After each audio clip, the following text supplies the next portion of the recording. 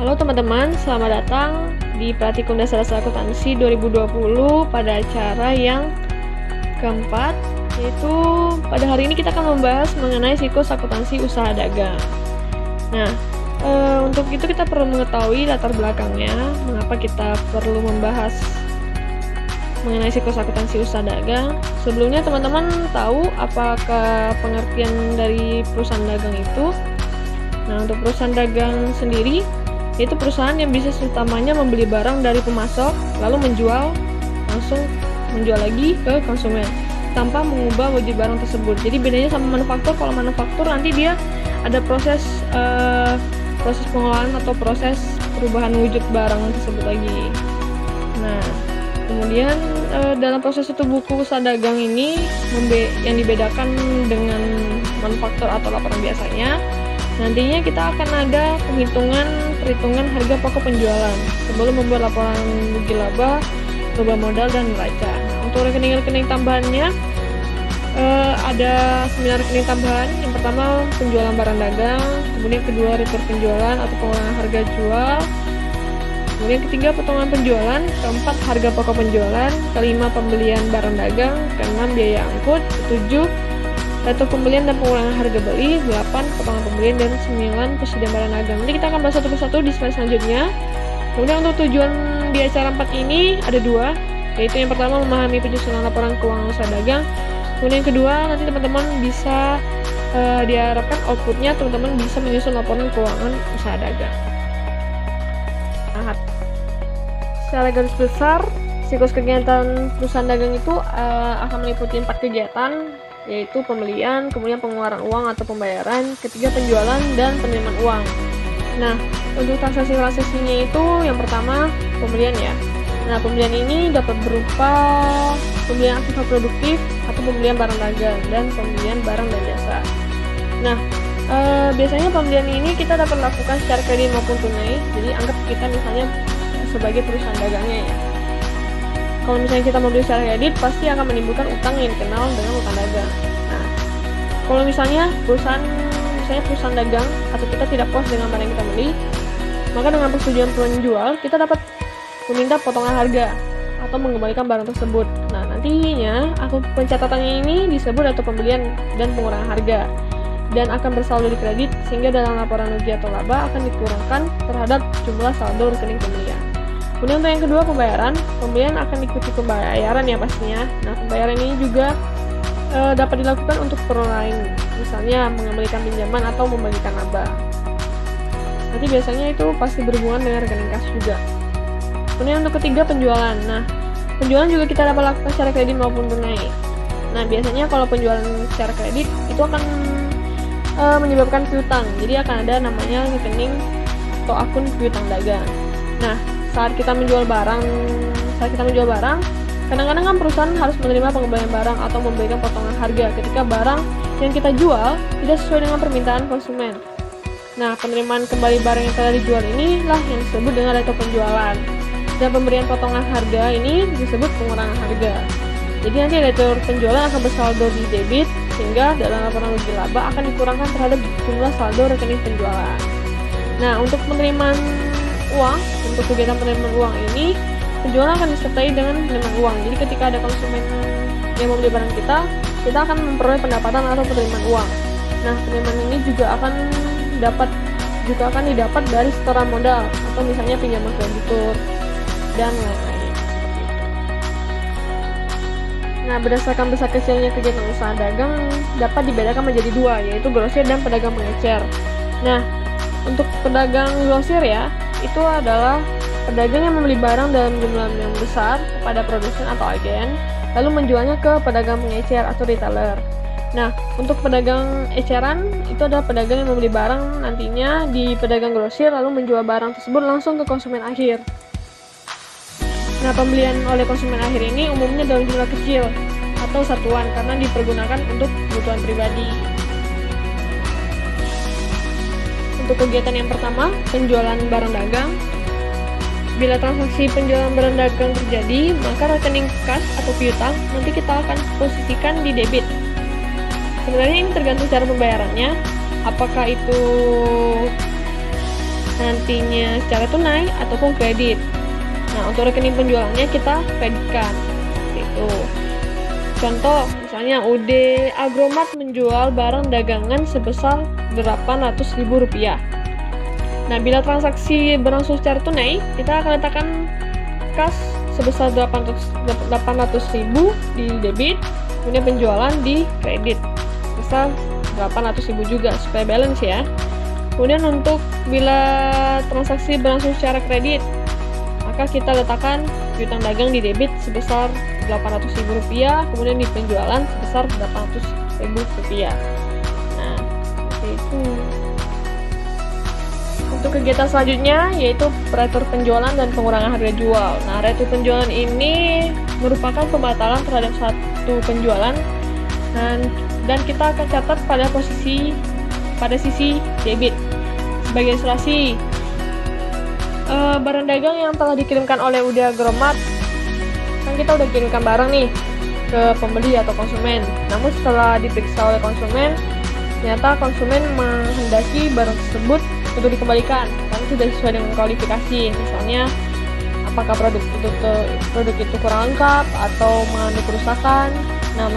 Nah, untuk jurnal yang kita harus buat oleh perusahaan sebagai berikut.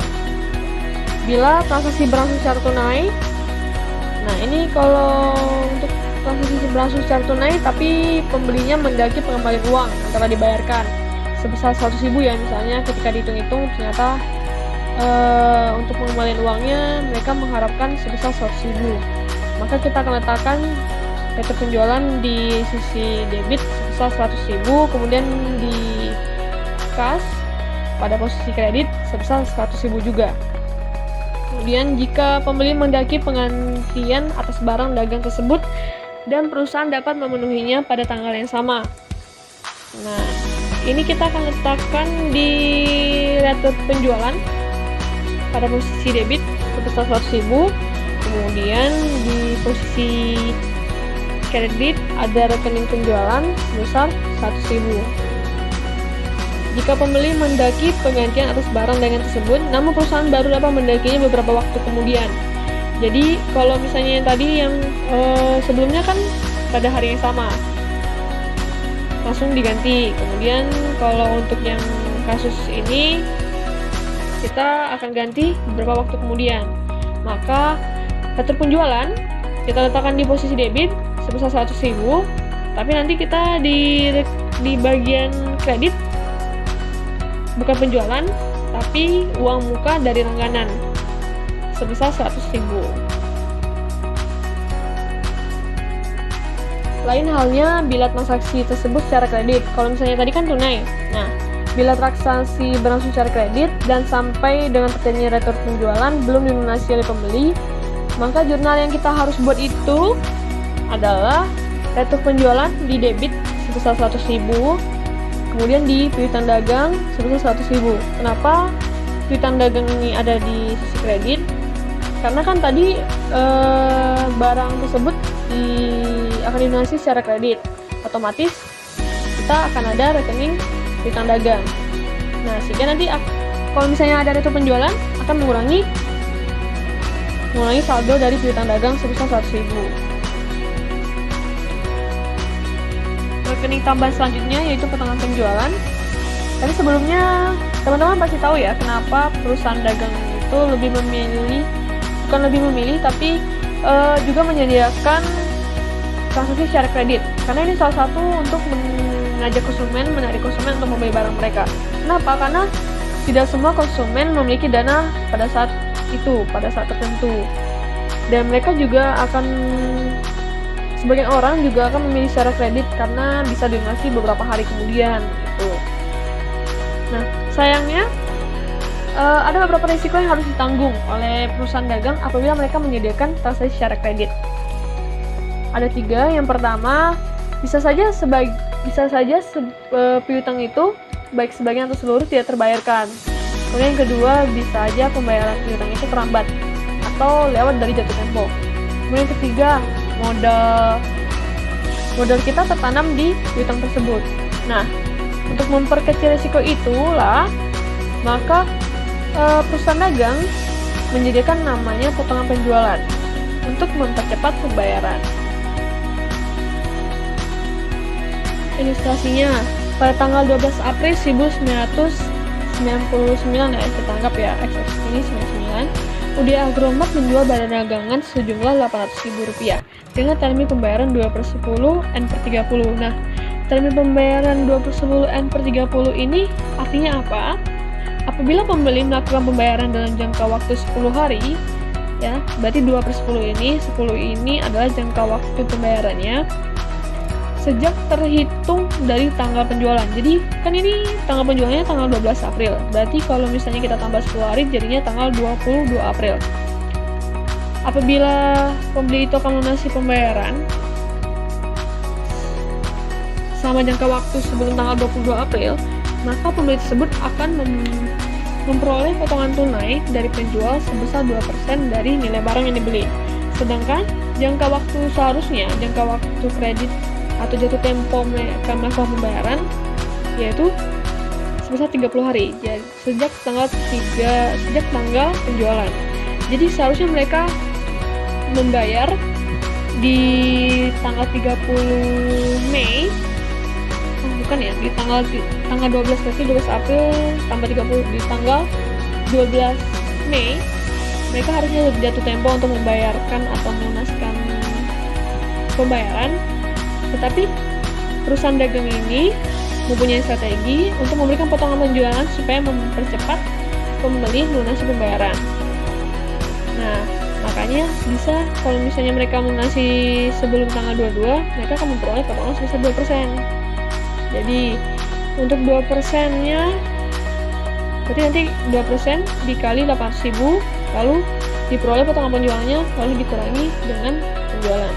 Nah, segitulah yang mereka akan bayarkan ketika pelunasan pembayaran sebelum tanggal 22. Untuk poin yang ke A, ini jurnal saat transaksi terjadi. Jadi saat tanggal 12 April ya, transaksi terjadi, kita akan memasukkan akun piutang dagang di posisi debit sebesar 800.000, kemudian di penjualan pada posisi kredit sebesar 800.000. Nah, bila pembeli melunasi pembayaran dalam periode potongan, berarti sebelum tanggal 22 April, nah ini kita anggap tanggal 12 April, berarti kita akan meletakkan kas di posisi debit sebesar 784.000, kemudian potongan penjualan sebesar 16.000 rupiah. Potongan penjualan ini 16.000 diperoleh dari mana? Ini kan tadi kan 2% ya. Berarti 2% ini dikalikan 800.000, lalu kita peroleh 16.000. Nah, karena tadi piutang dagangnya itu kan sebesar 800.000, berarti seharusnya yang masuk di kas kita 784.000, tapi potongan penjualannya 16.000. Kemudian untuk di posisi kredit, yaitu piutang dagang sebesar 800.000 rupiah. Nah, apabila jurnal apabila pembayaran dilakukan setelah periode potongan berlaku. Jadi, lewat nih dari tanggal 22 April baru mereka melunasi. Kita anggap tanggal 30 April ya, mereka melunasi pembayaran. Kita akan memasukkan kas di posisi debit sebesar 800.000, kemudian rekening piutang dagang di kredit sebesar 800.000. Karena ini saat melunasi pembayaran berarti kan kita akan menambah kas ya, menambah kas sebesar 800.000, kemudian piutang dagangnya akan berkurang karena mereka melunasi pembayaran sebesar 800.000.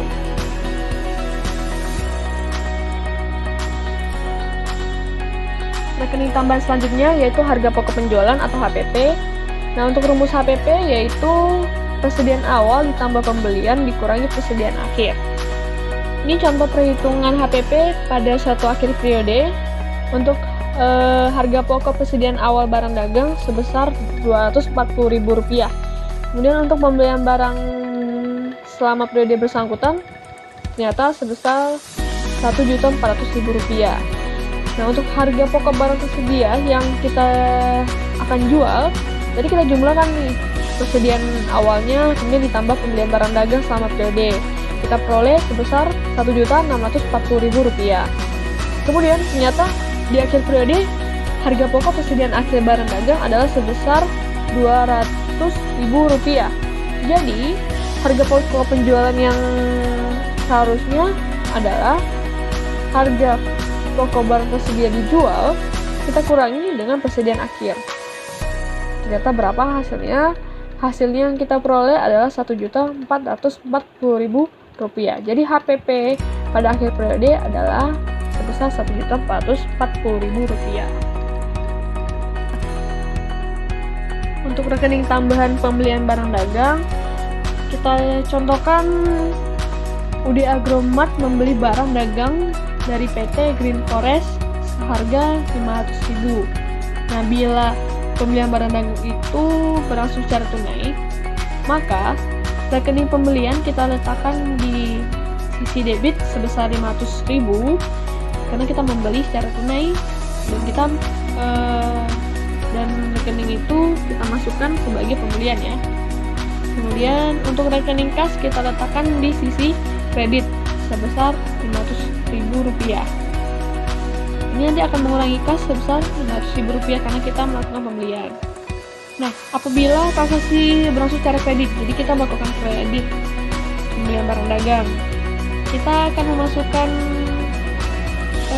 uang sebesar Rp500.000 di rekening pembelian pada sisi debit.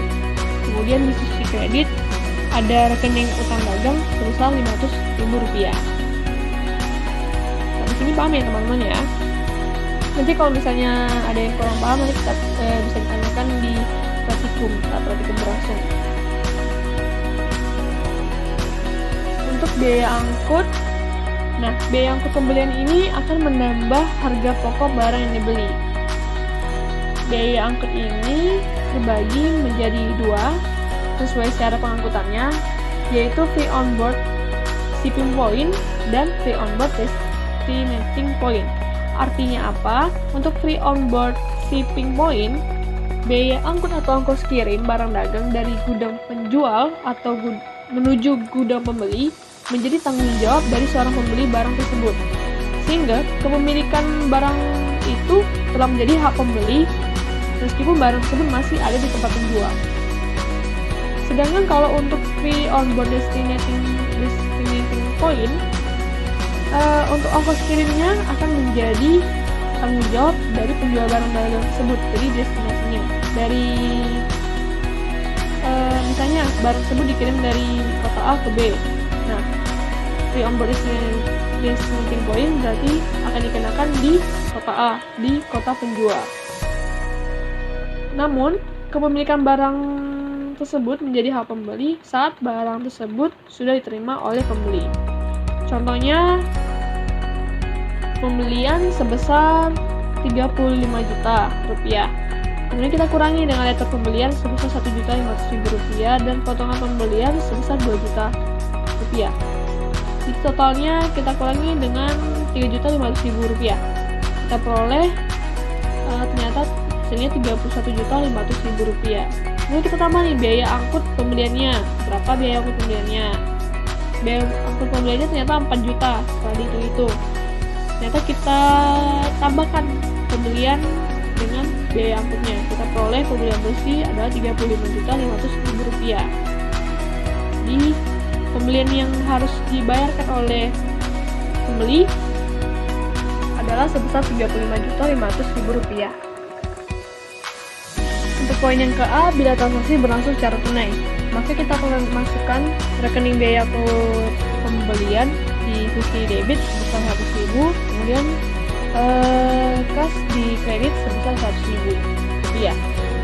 Namun apabila biaya angkut dibayarkan setelah beberapa waktu kemudian, maka kita akan memasukkan rekening biaya angkut pembelian di bagian debit sebesar Rp100.000, kemudian di utang biaya di kredit sebesar Rp100.000 karena akan kita bayarkan di kemudian hari, maka itu akan termasuk ke dalam utang biaya. Berikut adalah mengenai rekening atau pembelian dan pengulangan harga beli. Nah, jurnal yang harus kita buat sebagai UD Agromat setelah mengembalikan barang ke PT Green Forestry. Yang pertama, jika UD Agromat telah melunasi barang yang dibeli. Dan UD Agromat ini menghendaki pengembalian barang diganti dengan uang, maka kita akan memasukkan rekening kas di debit sebesar Rp150.000, kemudian rekening letter pembelian di sisi kredit sebesar Rp150.000. Lalu, bagaimana jika UD Agromat menghendaki pengembalian barang diganti sesuai spesifikasi yang diinginkan dan digabungkan pada waktu yang sama?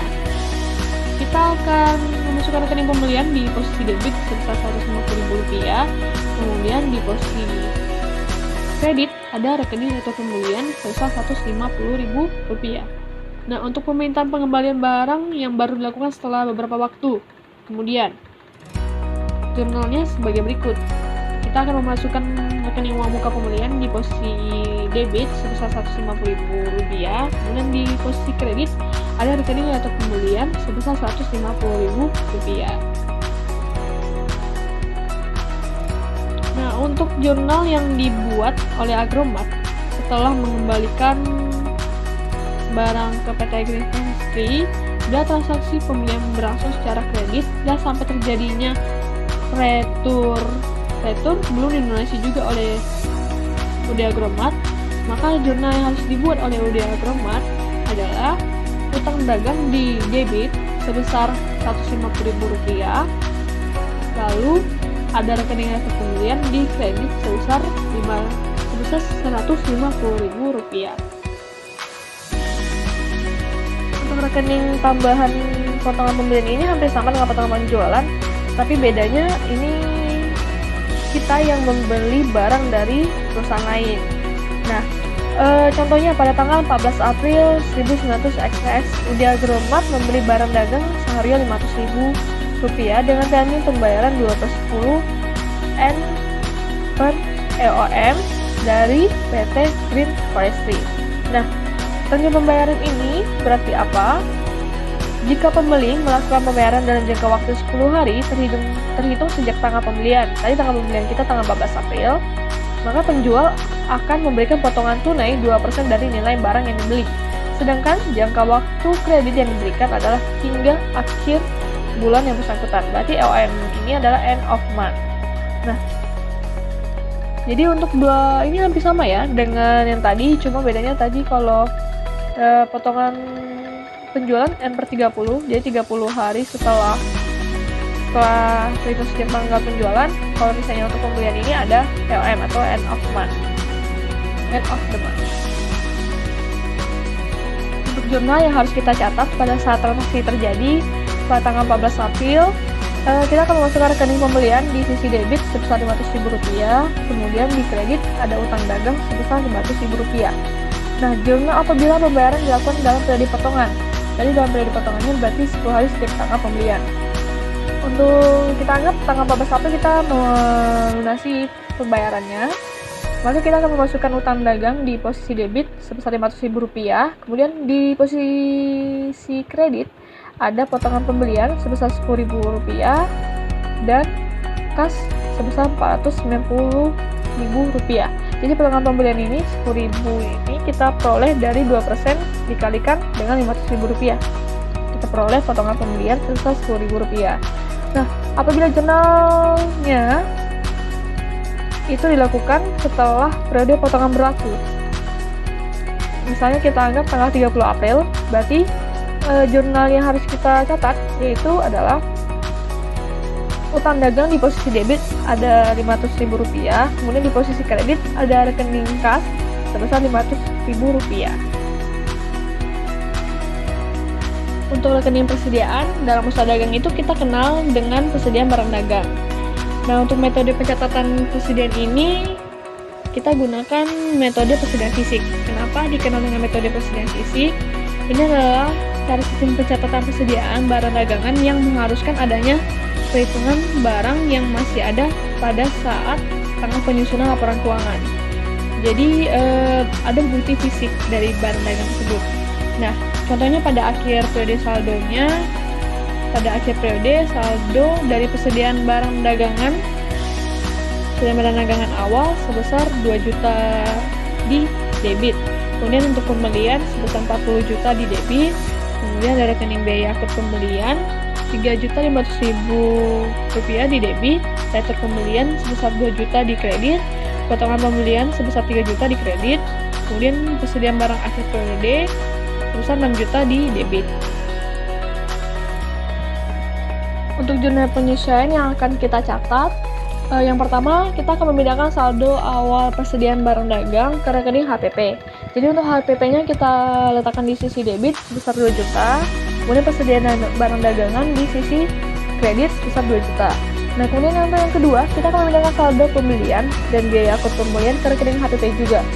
Untuk HPP-nya kita letakkan di sisi debit sebesar 43.500.000 rupiah, kemudian di sisi kredit ada pembelian dan biaya akut pembelian. Untuk pembeliannya sebesar 40 juta rupiah, kemudian untuk biaya akut pembeliannya sebesar 3.500.000 rupiah. Nah, kemudian yang ketiga kita akan membedakan saldo letter pembelian dan potongan pembelian ke rekening HPP. Untuk letter pembelian sebesar 2 juta, kemudian potongan pembelian sebesar 3 juta kita letakkan di posisi debit. Untuk yang HPP kita letakkan di posisi kredit sebesar 5 juta rupiah. Untuk yang keempat, kita akan mencatat saldo persediaan akhir barang dagangan.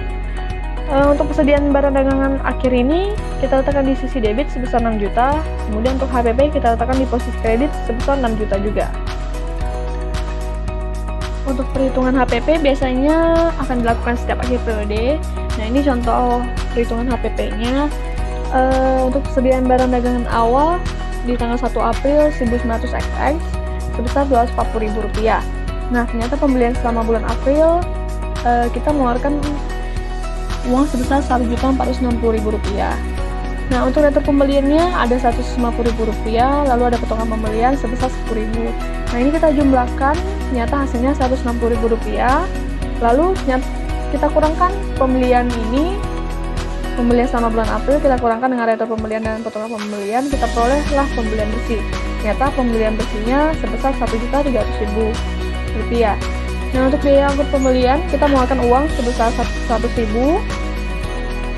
Lalu untuk harga pokok pembelian bersih kita akan peroleh dengan cara menambahkan pembelian bersih sebesar Rp1.300.000 dengan biaya angkut pembelian sebesar Rp100.000. Kita tambahkan, sehingga kita peroleh harga pokok pembelian bersih sebesar Rp1.400.000. Nah, untuk harga pokok barang dagangan tersedia dijual, kita akan peroleh dengan menambahkan persediaan barang dagangan di awal sebesar Rp240.000. Kita tambahkan dengan harga pokok pembelian bersih sebesar Rp1.400.000. Sehingga kita peroleh harga pokok barang dagangan yang tersedia untuk dijual sebesar Rp1.640.000. Untuk persediaan barang dagangan di akhir periode sebesar Rp200.000. Sehingga harga pokok penjualan kita peroleh dengan cara mengurangi harga pokok barang dagangan tersedia dijual dengan persediaan barang dagangan di akhir. Rp1.640.000 kita kurangi Rp200.000, kita peroleh harga pokok penjualan sebesar Rp1.440.000.